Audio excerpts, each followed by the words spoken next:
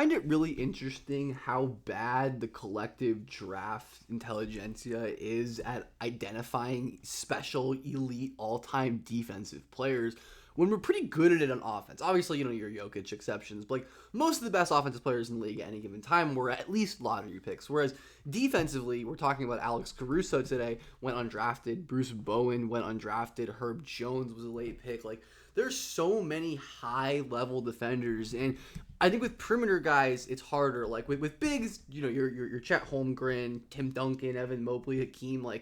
But then again, Draymond Green was a second-round pick. Gobert went too late, and Ben Wallace was undrafted. Three of the best paint defenders of the century, all pretty much undrafted. So I want to figure out how can we see any of this coming, and I want to start by just talking about Alex Caruso and who he was as a defensive prospect, and the reaction time and instincts were unbelievable. Where he always had this sixth sense of where the ball was going, and instead of a normal defender kind of playing in this passing lane and maybe trying to deflect the pass or contest it, he's like, I'm just gonna attack the ball and just rip it out of the air right there. Caruso was an absolute psychopath in this way, and he clearly just had this sixth sense and processing ability to read defenses. So if you're interested in this kind of content, and if you want other videos on some of the other defensive players either I mentioned or other undrafted, unheralded defensive studs, there's so many of them. Jaden McDaniels went late. Let me know. Drop a like, comment, subscribe, all super helpful. Let's talk about Alex Caruso, the defensive prospect. And he was really special as an off-ball playmaker. I think that was pretty evident. And his versatility, guarding the ball, doing a little bit of everything. He was consistently imprinting himself on full possessions where there would be, a 24-second shot clock running down, and you see Alex Caruso making plays in, 4, 5, 6 different actions. And he clearly just had this anticipatory freelancing thing that he was allowed to do. Texas A&M is not switching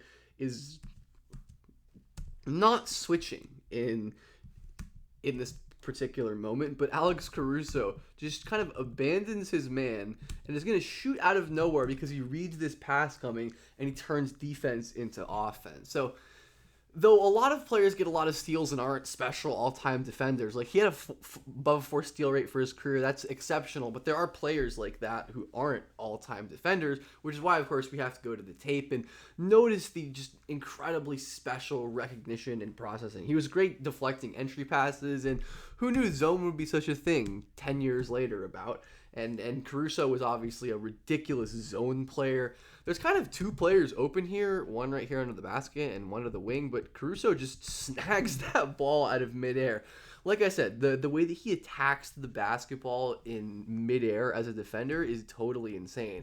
This guy's trying to no-look away Caruso. He is not fooled. I'm not really sure what the goal of this no-look was, really. I guess to kind of assume the pass was going here or going this way.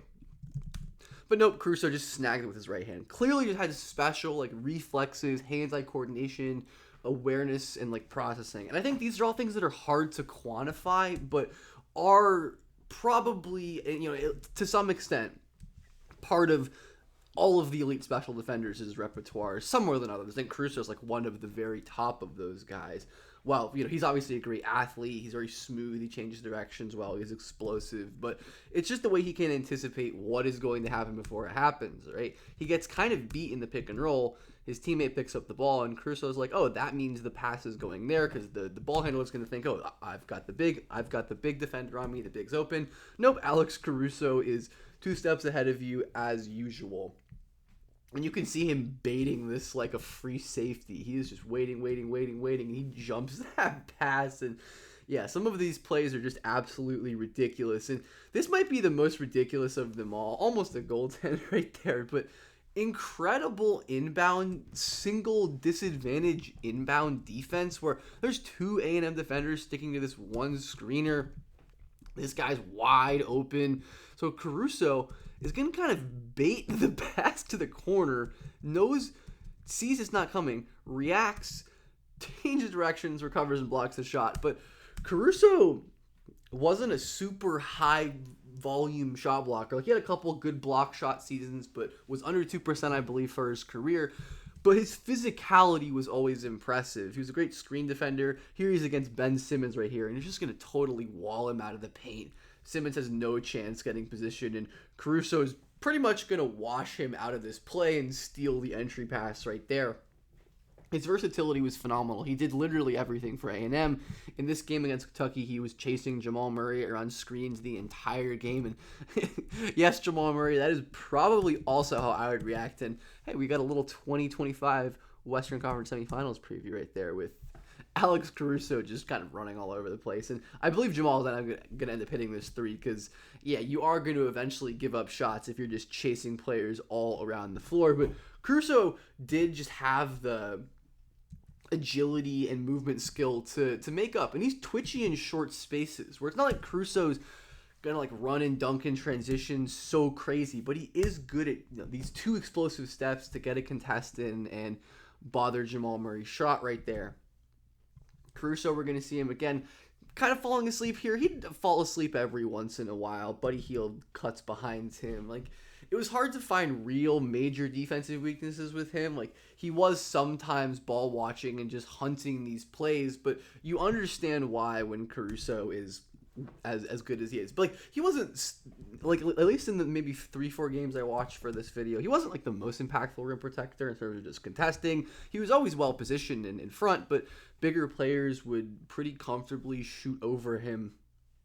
He wasn't adding a ton of value as a shot blocker, at least in his senior season. He had some seasons where earlier in his career he was adding more value as a shot blocker. His screen defense, again, wasn't always perfect, and there were moments where he's just kind of like falling asleep at the point of attack. He doesn't get around the screen. Jamal Murray gets all the way to the rim, but I don't think these were super common on the tape, and there were so many more instances of him just destroying plays from the weak side and coming in and taking names and doing something crazy. There were so many unbelievable plays on his tape.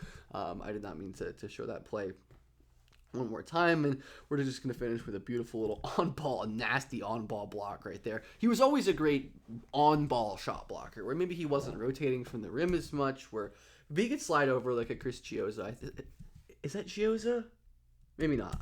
But now, if we look at today, Alex Caruso, second in the league in the difference between... Wait, no, that was total contest. He's not second in the league. I was going to say fifth in the league. Still ridiculous in rim field goal percentage difference when he's contesting.